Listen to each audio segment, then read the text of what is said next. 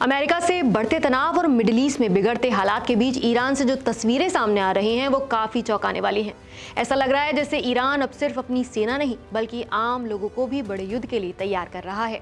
राजधानी तेहरान के मशहूर हफ्ते तीर स्क्वायर पर खुलेआम गन बूथ लगाए गए हैं, जहां आम लोगों को AK-47 चलाना सिखाया जा रहा है। और सबसे हैरानी की बात यह है कि यहाँ सिर्फ पुरुष ही नहीं बल्कि महिलाएं और छोटे बच्चे भी हथियार चलाने की ट्रेनिंग लेते दिख रहे हैं।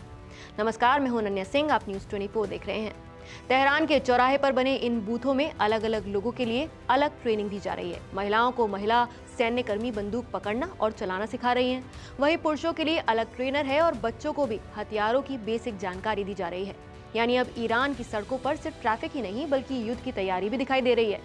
सोशल मीडिया पर इन तस्वीरों ने लोगों को हैरान कर दिया है, क्योंकि आमतौर पर ऐसी ट्रेनिंग सेना के कैंपों में होती है, लेकिन यहाँ ये सब सार्वजनिक जगहों पर हो रहा है। लेकिन असली सनसनी तब मची जब ईरान के सरकारी टीवी पर भी यही नजारा दिखा।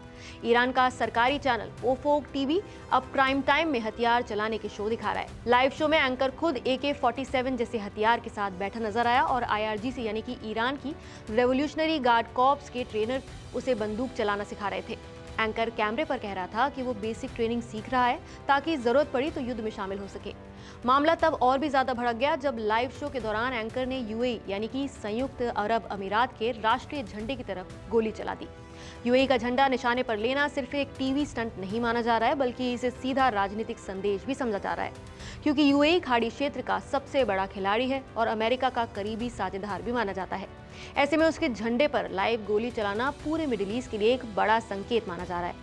इस घटना के बाद सोशल मीडिया पर जबरदस्त बहस शुरू हो गई है। कई लोगों ने कहा कि ईरान अब सिर्फ बयान नहीं दे रहा बल्कि खुलकर अपनी ताकत दिखा रहा है। कुछ एक्सपर्ट्स इसे मनोवैज्ञानिक युद्ध बता रहे हैं, यानी अपने लोगों को भी तैयार करो और विरोधियों को भी संदेश दो कि देश हर हाल में मुकाबले के लिए तैयार है।